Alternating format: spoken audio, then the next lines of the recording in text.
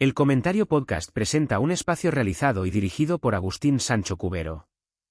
La luz dorada del Mediterráneo bañaba las fachadas blancas y los huertos de Valencia en el mes de agosto de 1920. En aquel entorno marcado por el aroma de la flor de azahar, vino al mundo Fernando Sánchez Polac, un hombre cuyo destino estaría ligado al arte dramático en España. Nació en una familia trabajadora donde el respeto por la cultura ocupaba un lugar de honor. Pocos años más tarde nació su hermano menor Luis, quien se convertiría en el célebre humorista conocido como Tip. Durante su infancia entre paseos valencianos y lecturas familiares, Fernando cultivó una mirada atenta hacia la condición humana, observando los ademanes de la gente sencilla. Al concluir sus estudios primarios, el joven Fernando tuvo que incorporarse tempranamente al mercado laboral para colaborar en el sustento de la economía familiar. Encontró empleo en la prestigiosa agencia de viajes Wagenslips, una entidad dedicada a la expedición de pasajes de ferrocarril y atención a viajeros. Detrás del mostrador de madera, rodeado de mapas e impresos, pasaba largas jornadas atendiendo al público con amabilidad. Sellaba billetes de tren e informaba sobre itinerarios, mientras escuchaba fascinado conversaciones sobre tierras lejanas. Aunque cumplía con rigor sus obligaciones, en su fuero interno latía una inquietud imprevista. Un anhelo constante por explorar los caminos de la voz y la interpretación teatral. Durante los años posteriores a la contienda civil, la radiodifusión se convirtió en el refugio cultural más relevante para millones de españoles. En casi todos los hogares, la gran caja de madera barnizada ocupaba el lugar central del salón. Al atardecer, las familias se congregaban para escuchar los seriales radiofónicos emitidos por las grandes emisoras. Aquellas historias transmitidas por las ondas permitían evadirse de la rutina cotidiana, soñar con romances y apasionarse con intensas tramas de dolor y esperanza. Fernando escuchaba con devoción a las grandes voces de la época, fascinado por la habilidad prodigiosa de los actores para dar vida a personajes complejos utilizando únicamente la modulación y el matiz de la voz humana. En el año 1945, cuando Fernando contaba con 25 años, se presentó la oportunidad decisiva que cambiaría el rumbo de su vida. La emisora Radio Madrid convocó un concurso público de interpretación vocal para descubrir nuevos talentos e incorporarlos a su cuadro de actores. Fernando decidió probar fortuna con humildad. El día de la prueba, frente al micrófono del estudio insonorizado, sintió la emoción inicial, pero al comenzar a declamar el texto dramático una serenidad absoluta dominó su ser. Su voz profunda y cargada de verdad impresionó a los directores presentes. Fernando ganó el concurso con brillantez, dejó el empleo en la agencia de viajes y firmó su primer contrato como actor de radiodifusión. A lo largo de 14 años de labor continuada ante los micrófonos, Fernando vivió una etapa de aprendizaje extraordinario. Participó en cientos de seriales, adaptaciones de grandes obras teatrales y radioteatros emitidos en directo. La radio representó su verdadera escuela de arte dramático, un entorno exigente donde aprendió a transmitir la totalidad de las emociones humanas mediante el uso maestro de la palabra hablada. Aprendió a controlar la respiración, a medir los silencios dramáticos y a dotar a cada frase de un peso emocional inconfundible. Su voz grave y templada se volvió familiar para los oyentes, mientras él consolidaba una ética de trabajo basada en el esfuerzo, la constancia y la humildad. A finales de la década de los años 50, la industria cinematográfica española vivía un momento de gran expansión comercial. Las pantallas demandaban nuevos rostros capaces de aportar frescura y realismo a las producciones nacionales.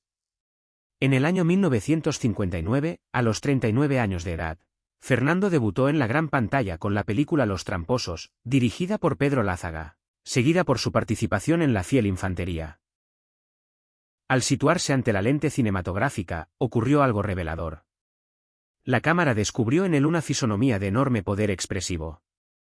Alejado de los galanes tradicionales, Fernando poseía una estampa física imponente, de facciones marcadas y manos curtidas. Los directores de cine comprendieron de inmediato que Fernando Sánchez Polac poseía el perfil perfecto para encarnar el prototipo del hombre rural y popular ibérico. Interpretó a campesinos, sargentos, obreros, herreros y guardias civiles con una veracidad incontestable. Su rostro reflejaba la dureza del clima peninsular y la profunda dignidad de las clases trabajadoras. Aunque por su aspecto rudo le encomendaban con frecuencia personajes de carácter firme o adusto, Fernando dotaba a sus papeles de una dimensión entrañable y humana. Demostraba en cada escena que bajo aquella fachada austera latía siempre un corazón noble, leal y generoso, ganándose el aprecio de los espectadores. Durante la década de los años 60, España se convirtió en el escenario principal del cine del oeste europeo, el célebre spaghetti western. Los parajes desérticos de Almería, las sierras de Hoyo de Manzanares y los llanos castellanos se poblaron de caballos, pistoleros y poblados de madera. Fernando se volvió un rostro indispensable para estas coproducciones internacionales. Intervino en más de 30 películas de vaqueros, trabajando con realizadores destacados. En el año 1964, participó en la obra maestra de Sergio Leone titulada Por un puñado de dólares, interpretando a uno de los miembros de la banda de los Rojo en los parajes madrileños. Los rodajes de aquellas películas del oeste eran célebres por su extrema dureza física.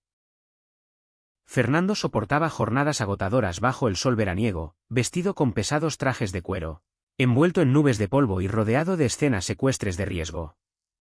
Lejos de amedrentarse, Fernando afrontaba cada día de filmación con profesionalidad intachable y una sonrisa sincera para sus compañeros. Nunca exigió privilegios especiales y trataba con idéntico respeto al director principal, a los especialistas de acción y a los mecánicos de vestuario. Su intachable reputación como actor todoterreno y sumamente fiable se difundió rápidamente por todas las productoras del país. El hito supremo de su trayectoria cinematográfica se produjo en el año 1966, cuando el realizador Carlos Saura lo seleccionó para el reparto protagonista de La caza. El filme reunía a 4 intérpretes excepcionales como Ismael Merlo, Alfredo Mayo, José María Prada y Fernando Sánchez Pollack en el rol de Juan. La trama planteaba una jornada de caza de conejos entre 4 hombres en un coto árido y abrasado por el sol, cerca de Madrid. A medida que avanzaba el día, las frustraciones acumuladas, las deudas y la violencia soterrada de la sociedad de la época comenzaban a aflorar de manera desgarradora y claustrofóbica. La actuación de Fernando como Juan en La caza constituye una cumbre interpretativa del cine español de todos los tiempos. Juan representaba al hombre humilde, acuciado por la pobreza y el dolor moral de ver a su propia familia sufrida. Fernando transmitió esa tragedia silenciosa sin necesidad de artificios, valiéndose únicamente de su mirada triste y de la contención dramática de sus gestos. La película causó conmoción internacional y obtuvo el Oso de Plata a la mejor dirección en el Festival de Berlín en el año 1966. La crítica mundial elogió efusivamente la hondura interpretativa de Fernando, destacando su capacidad para encarnar la fragilidad humana. Aquel éxito consagró definitivamente a Fernando como un actor indispensable para el cine de autor en España. Durante la segunda mitad de los años 60, los directores más audaces contaron con su presencia en sus proyectos. Trabajó con Basilio Martín Patino en 9 cartas a Berta, con Mario Camus en Con el viento solano, en La busca de Angelino Fons y nuevamente con Carlos Saura en Peppermint Frappé. En todas estas producciones, Fernando aportó una textura de autenticidad indiscutible, elevando el nivel de las escenas con su sola presencia y demostrando una sensibilidad artística excepcional, que fascinaba tanto al público como a los realizadores. En el año 1969, su brillante trabajo en la adaptación cinematográfica de la novela Adiós Cordera, dirigida por Pedro Olea sobre el relato de Leopoldo Alas Clarín, le valió el reconocimiento del Premio Nacional del Sindicato del Espectáculo. En esta conmovedora película ambientada en el verde paisaje del campo asturiano, Fernando compuso una figura inolvidable como Don Julián, desplegando un registro repleto de lirismo, ternura y profunda humanidad que tocó la fibra sensible del público espectador y de la crítica especializada, consolidando su reputación como un intérprete de talento superior. A lo largo de toda la década de los años 70, la actividad profesional de Fernando continuó a un ritmo infatigable y vertiginoso. Participó en decenas de títulos pertenecientes a los más diversos géneros cinematográficos, desde dramas históricos hasta cintas de intriga y comedias sociales de la época. Obras como El bosque del lobo de Pedro Olea, La leyenda del alcalde de Zalamea, Un hombre llamado Flor de Otoño, 7 días de enero de Juan Antonio Bardem y La Sabina de José Luis Borao atestiguan la inmensa versatilidad de un actor incansable. Fernando abordaba cada papel con la misma devoción, ya se tratara de un personaje de largo recorrido o secundario. De manera paralela a su labor cinematográfica, la televisión española se convirtió en un escenario cotidiano donde Fernando afianzó una conexión indestructible con la audiencia de todo el país. Durante los años 70, la televisión pública vivió una etapa dorada marcada por producciones dramáticas de gran calidad. Fernando fue un rostro habitual en espacios emblemáticos como Estudio 1, Novela y Cuentos y Leyendas, participando activamente en la escenificación de grandes clásicos de la literatura dramática. Millones de espectadores esperaban semana tras semana para disfrutar de sus actuaciones, reconociendo en él a un profesional sabio y entregado. Las series de televisión más importantes de aquel tiempo contaron con su valiosa participación. Apareció en la célebre serie Curro Jiménez, interpretando en episodios recordados como El barquero de Cantillana a tipos populares ligados a la vida de la sierra y la lucha en los caminos. Posteriormente integró el reparto de la serie Cañas y Barro en el año 1978, adaptación de la obra novelesca de Vicente Blasco Ibáñez. Aquel rodaje en los parajes de la Albufera valenciana tuvo un significado emocional conmovedor para Fernando, al permitirle regresar a los paisajes de su infancia y rendir homenaje a sus raíces familiares. Mientras Fernando conquistaba el respeto del público en los papeles dramáticos del cine y la televisión, su hermano menor Luis Sánchez Pollack construía una carrera deslumbrante en el humor. Bajo el seudónimo de Tip, formó el inolvidable dúo Tip y Top y posteriormente la mítica pareja cómica Tip y Col junto a José Luis Col. Aunque Fernando encarnaba el dramatismo sobrio del realismo ibérico y su hermano Luis representaba el humor absurdo de las chisteras y los juegos de palabras, ambos mantuvieron siempre una relación de profundo afecto y admiración mutua. Compartían reuniones familiares donde celebraban el amor a la interpretación. A finales de la década de los años 70, el realizador Antonio Mercero emprendió un proyecto televisivo que marcaría a varias generaciones de espectadores, titulado Verano Azul. La producción trasladó a su equipo a la encantadora localidad marinera de Nerja para filmar las vacaciones estivales de un grupo de jóvenes acompañados por personajes entrañables del pueblo. Antonio Mercero confió a Fernando la interpretación del personaje de Frasco, el afable propietario de la taberna local donde los jóvenes y el viejo marinero Chanquete se reunían a diario a charlar, descansar y compartir sus vivencias durante las jornadas veraniegas. El personaje de Frasco, con su delantal blanco impecable, su amplia sonrisa acogedora y su paciencia infinita para atender a los pequeños clientes, se convirtió de inmediato en uno de los roles más queridos de la televisión nacional. Fernando imprimió a Frasco toda la calidez y la bondad que lo caracterizaban en su vida personal fuera de los platós. La taberna de Frasco no era un simple decorado, sino un refugio humano de amistad, lealtad y concordia donde se compartían alegrías.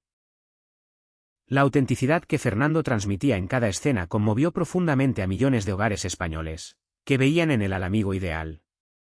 Lamentablemente, el destino interrumpió la vida de este grandioso actor cuando se encontraba en la cima de la popularidad. A finales del año 1981, mientras participaba en el rodaje de la serie de televisión La Máscara Negra, protagonizada por Sancho Gracia, Fernando sufrió una fortuita caída durante una exigente escena de acción. El violento impacto le causó una gravísima lesión en la columna vertebral que le produjo una paraplegia irreversible. Como consecuencia del trágico accidente, fue ingresado de urgencia el 1 de diciembre de 1981 en la Residencia Sanitaria Provincial de Madrid. Durante aquellos fríos meses de invierno, se produjo una paradoja desgarradora en los hogares de todo el país. Mientras Fernando permanecía postrado en la habitación de hospital en Madrid, Televisión Española continuaba la emisión semanal de Verano Azul cada tarde de domingo. Millones de familias se reunían ante el televisor para contemplar la figura sonriente del tabernero Frasco bajo el sol de Nerja, ignorando que el querido actor se encontraba luchando en silencio por su vida en una cama hospitalaria. La magia de la televisión mantenía viva su imagen luminosa ante el país entero mientras su salud se apagaba, de forma irremediable. El día 24 de enero de 1982, a los 61 años de edad, Fernando Sánchez Pollack falleció en la ciudad de Madrid como consecuencia de un paro cardíaco irreversible. La noticia de su muerte provocó una ola de profunda tristeza en el mundo del espectáculo y entre el público que lo admiraba. Su fallecimiento coincidió dolorosamente en el tiempo con la emisión original de los episodios finales de Verano Azul y con el estreno de la gran serie Los Gozos y las Sombras. La sociedad española despidió con enorme respeto a un hombre bueno, humilde y honesto que había dignificado el arte de la interpretación. El legado profesional y humano de Fernando Sánchez Pollack abarca más de 120 producciones cinematográficas e inolvidables trabajos en la radio y la televisión. Fue un maestro absoluto del trabajo de reparto, demostrando que no existen papeles secundarios cuando se aborda el oficio con verdad, entrega y dignidad. Su rostro curtido por el sol de los rodajes, su voz profunda educada en las ondas radiofónicas y la inmensa ternura que supo imprimir a sus personajes, forman parte del patrimonio sentimental de nuestro país. Un artista ejemplar cuya autenticidad seguirá viva para siempre en la memoria colectiva de los espectadores.